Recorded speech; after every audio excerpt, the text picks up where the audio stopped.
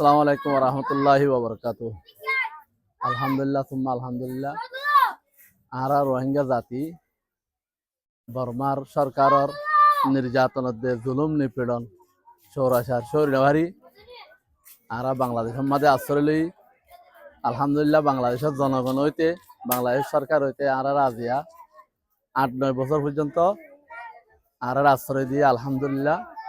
সর্বপ্রথম আল্লাহ রব্বুল আলমিনের শুকরিয়া করির, এরপর বাংলাদেশের জনগণ হইতে এবং সরকারের যেদু কর্মকর্তা কল আছে বেগুনের আরা শুকরিয়া করি আলহামদুলিল্লাহ।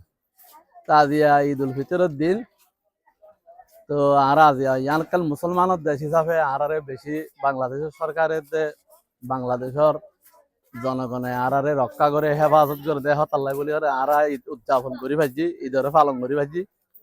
তা আরা তো আজিয়া ঈদ উদযাপন করিবার সম্বন্ধে এই সময়ের মধ্যে আর নিজের দেশের মধ্যে গৈতান দিয়ে আমি বেশি মনতুষ্টি।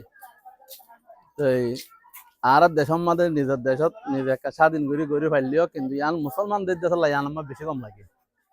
ওটা কাভারের কলে বিভিন্ন ধরনের আর বাধা দিত, নিজের দেশেও বাধা দেওয়ার কারণে ফুল নাগরিকত্ব নদীতে দেতল্লা আর তো এটা বেশি খিলাইতো অশান্তি লাগে। কিন্তু এ জায়গার মাঝে ঈদগার মাঝে বালা বেশি লাগে, কিন্তু নিজের দেশের মনে আলহামদুলিল্লাহ এহাতাল্লাহ বলে বাংলাদেশের জনগণ এবং সরকার সবার আর শুক্রিয়া জ্ঞাপন করির। আসসালামু আলাইকুম ওয়া রাহমাতুল্লাহি ওয়া বারাকাতুহু।